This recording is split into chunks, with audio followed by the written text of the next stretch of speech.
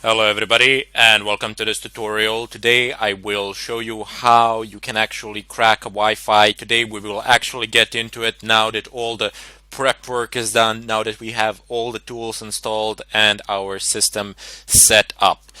The first thing that we will need to do is set our network wireless card into monitor mode. Type in ifconfig, press enter, and this option will display all the network interfaces that are available. My wireless interface is called VLP2S0. A bit of a strange name, I know, but Fedora has a custom for giving strange names. Like my wired connection is called P8P1, which is kind of weird, but okay, never mind. Just see which one's your is and how is it called and adapt accordingly. Anyway, I'm going to use VLP2S0 in order for me to configure it to function in monitor mode. There are two ways. So the first one is what I usually use to set it in monitor mode, and the second one is what I usually use to actually check if there are any problems of whatsoever. So go ahead and type in ifconfig again, VLP2S0, which is the name of my wireless network, which is the name of my wireless network card, and type in down. Let's shut our wireless card down completely. Let's turn it off. And now we can do some modifications to it. Type in ivconfig VLP2S0 mode monitor. Again, ifconfig VLP2S0 up, and now our network card is configured to function in monitor mode. While on the other hand, while before this it was functioning in the promiscuous mode. There are several names for it, but promiscuous mode is the most common. And the difference between the two operating modes is that one mode and there you go, I have my wireless connection deactivated in the upper right corner.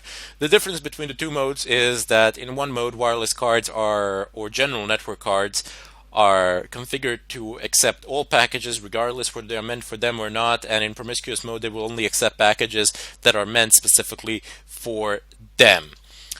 Now I'm going to go ahead and clear the screen, and I will finally start using some of the software packages that come with AirCrack. I have a list of commands here for you which we will use today on my right side, and we're going to use a few other ones, but these are the basic ones. These are the ones that you absolutely need to know. So let me just go ahead and type in airmon-ng check VLP2S0. I want to see if there are any possible processes that could cause problems, that could cause interference, and I see that there are quite a bit of them. Now, one of the first things that you need to kill is the network manager, or you should, because even though it doesn't actually directly interfere with the functioning, it does spawn some other processes that might interfere, like your active internet connection here, the DH client. Especially if your network manager is configured to automatically connect to a certain network or to a wired network that you've plugged into your computer. So let's just go ahead and kill. I'm not going to take any chances today. I'm going to go ahead and kill the network manager, and then I will start killing the rest.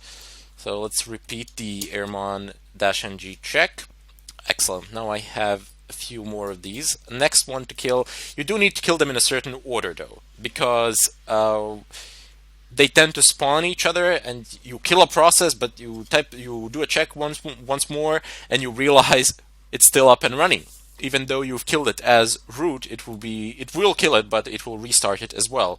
Let's just go ahead and kill the DH client as well in order to prevent any interference. And the rest of killing can be done in any way you like. So let's just go ahead and kill 1556, 1556, 1215, and 1216. And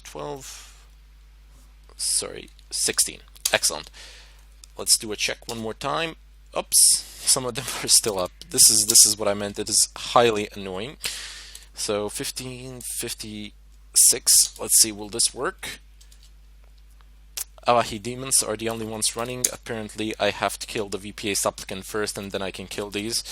And it can be frustrating, primarily because you can't kill them all at once. You gotta type in commands time and time again. Excellent, no such process running. There we go.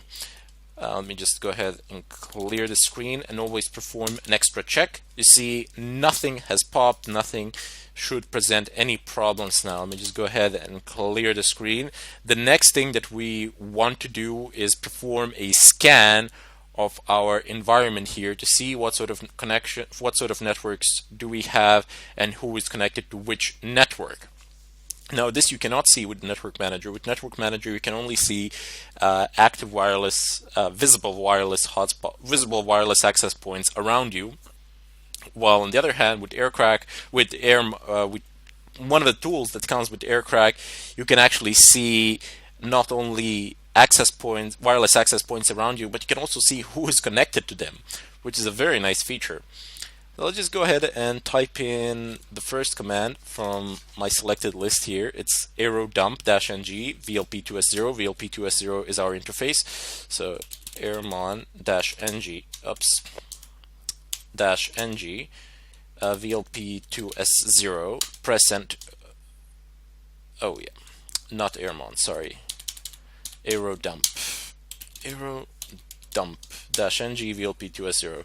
There for a bit of inconvenience with my talking and writing. Never was good at that.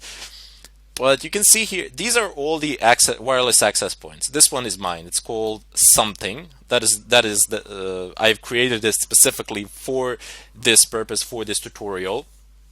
It has a good password, strong password, and we are going to be cracking it today. Keep in mind that the signal strength, you see, okay, let me just cancel the scanning process now, and I just want to explain a few things that you can see here during the scanning process itself. So the BSSID is the MAC address of the device, which is a wireless access point. Oops, let's just move this out of the way. Excellent. So the BSSID is the MAC address of that router, of that wireless access point. The PWR is the strength of the signal. So the smaller this minus is, so let's say minus 30, minus 15 is a lot better than minus 30. Let's put it so. Minus 57, you're going to have, it's not going to be the best of connections. Minus 78 or minus 84, yeah, you might be able to connect to them, but this is not going to be a good connection at all. However, even though the signals are this weak, if you have a good enough wireless card, you will be able to perform deauthentication, and therefore I will be able to render any of these networks that you see here pretty much inoperable. But that we will do in the later tutorials. For the time being, I just want to show you one of the ways in which you can actually crack the VPA2 encryption. The DOS attacks are very useful. I mean, they can practically render almost any Wi-Fi network out there useless. Nobody will be able to connect to it, or you can deauthenticate a specific client on the network, which is also extremely useful. So let's just go ahead and clear the screen. Once again, I will run the aerodump, and I will expand this terminal so we can see some other things as well. So it says something, it's 90F6. I am looking for something to be associated with 90F6, and that is what I shall use in order to actually deauthenticate, because we are looking for a four-way handshake.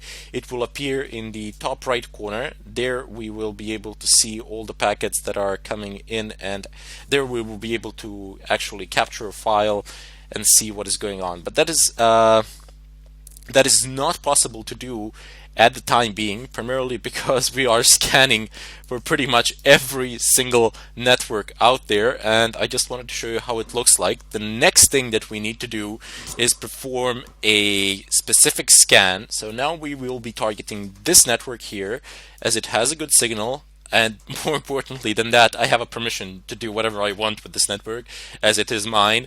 These down below are not mine.